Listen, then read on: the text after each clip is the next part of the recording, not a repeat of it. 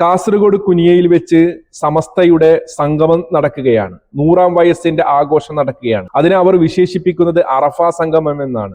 അത് ഈ കേരളത്തിലെ ഒരു അറഫയാണ്. അതിൽ അവർ അവകാശവാദം ഉന്നയിക്കുന്നത് മൺമറഞ്ഞു പോയ അമ്പിയ ഔലിയാക്കളടക്കമുള്ള മഹത്തുക്കളൊക്കെ ഈ സംഗമത്തിൽ സംഗമിക്കും എന്നാണ്. അവിടെ മൺമറഞ്ഞു പോയ അമ്പിയ ഔലിയാക്കന്മാർ മഹാന്മാരുടെ അർവാഹു പങ്കെടുക്കും. ചെറിയ സംഭവമല്ല. അങ്ങനെയുള്ള ഒരു സംഗമത്തിന്റെ ഭാഗമായി നടക്കുന്ന എക്സ്പോയിലേക്ക് ഈ കാലമത്രയും പുരോഹിതവർഗം സ്ത്രീകൾ പള്ളിയിൽ പോകൽ നിഷിദ്ധമാണ് എന്നും അതിന് കാരണമായി പറഞ്ഞത് ഫിത്നയാണ് എന്നും ആ ഫിത്നയെ ഭയപ്പെട്ടുകൊണ്ട് വീട്ടിന്റെ പുറത്ത് തന്നെ അവർ ഇറങ്ങാൻ പാടില്ല എന്നിവരെ പല കോലത്തിൽ നീട്ടിയും ഉരുട്ടിയും പരത്തിയും ഒക്കെ സമൂഹത്തിന്റെ മുന്നിൽ പറഞ്ഞു വെച്ചിട്ട് അതൊക്കെ കാറ്റിൽ പറത്തിക്കൊണ്ട് സ്ത്രീകളെയൊക്കെ ആനയിച്ചു കൊണ്ടുവന്നിരിക്കുകയാണ്. ആണും പെണ്ണും ഒക്കെ കൂടിക്കലർന്ന രൂപത്തിൽ തന്നെ അങ്ങോട്ടും ഇങ്ങോട്ടും പോകുകയാണ്. സംഗമത്തിന്റെ ഭാഗമായി എക്സ്പോയിലേക്ക് വരികയാണ്.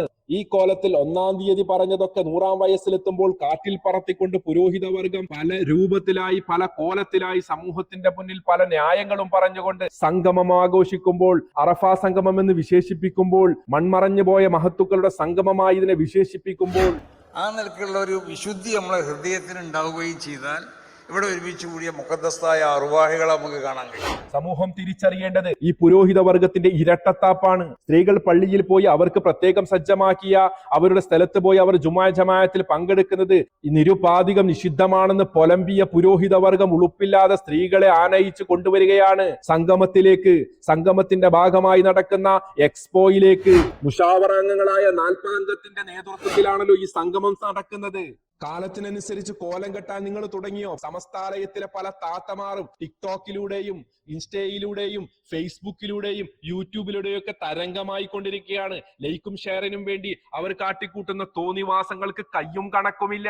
കുട്ടുമക്കുട്ടു കുട്ടുമക്കുട്ടു സുട്ടുമലാല എന്നൊക്കെയുള്ള പാട്ടുകൾ പാടുമ്പോൾ ബീബിമാർ പ്രാർത്ഥിക്കുന്നു, ഭക്തന്മാർ ആമീൻ പറയുന്നു എന്ന കോലത്തിലൊക്കെ പലരും ട്രോളിക്കൊണ്ട് വീഡിയോകൾ ഇറക്കുകയാണ്. ഒക്കെ സമസ്താലയത്തിലെ ആളുകൾ തന്നെയാണ്. ഈ കോലത്തിൽ സമൂഹത്തെ മറ്റുള്ളവരെ കൊണ്ട് പരിഹസിക്കുന്ന അവസ്ഥയിലേക്ക് എത്തിച്ചത് ഈ തലയിൽ കെട്ടിയ മൊല്ലാക്കമാർ തന്നെയാണ്. യഥാർത്ഥ ദീൻ എന്താണെന്ന് പഠിപ്പിച്ചു കൊടുത്തില്ല.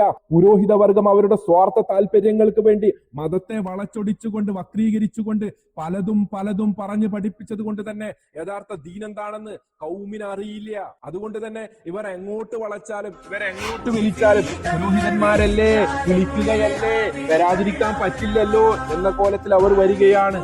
ജാറ വ്യവസായ കേന്ദ്രങ്ങളിൽ നിരങ്ങുകയാണ്. ആത്മീയ മജ്‌ലിസ് എന്ന പേരിട്ടുകൊണ്ട് ഇവർ വിളിക്കുന്ന സദസ്സുകളിലേക്ക് സ്ത്രീകൾ ഒഴുകുകയാണ്.